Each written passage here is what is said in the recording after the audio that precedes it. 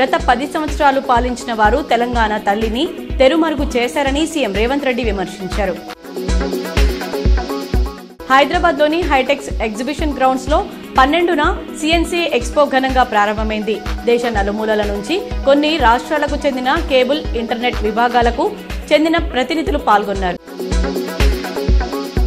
నిజామాబాద్ ను ప్రమాదరహిత జిల్లాగా తీర్చిదిద్దేందుకు ప్రతి ఒక్కరూ విధిగా ట్రాఫిక్ నిబంధనలు పాటించాలని జిల్లా judge Sunitha Kunchala, collector Rajiv Gandhi Hanumanthu, police commissioner Kalmeshwar Singanavar పిలుపునిచ్చారు.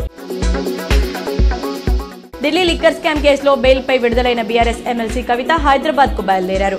ఢిల్లీలోని తన నివాసం నుండి ఇందిరాగాంధీ అంతర్జాతీయ విమానాశ్రయానికి చేరుకున్నారు. కామారెడ్డి జిల్లా కేంద్రంలోని విద్యానగర్ కాలనీలో విశ్వనాథం అనే వడ్డీ వ్యాపారిపై 4 యువకులు దాడి చేయగా హైదరాబాద్లోని ఓ ప్రైవేట్ ఆసుపత్రిలో చికిత్స పొందుతూ మృతి చెందాడు.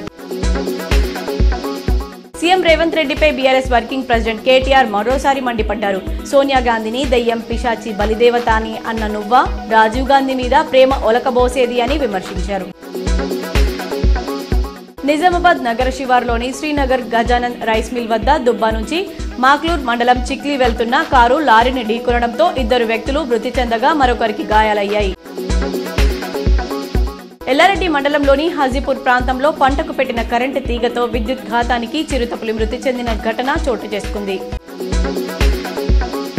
తెలంగాణ సమగ్ర శిక్ష ఉద్యోగుల సంఘం నిజామాబాద్ ఆధ్వర్యంలో తమను రెగ్యులరైజ్ చేయాలని, బేసిక్ పే అమలు చేయాలని డిమాండ్ చేస్తూ జిల్లా కేంద్రంలో నిరసన తెలిపారు.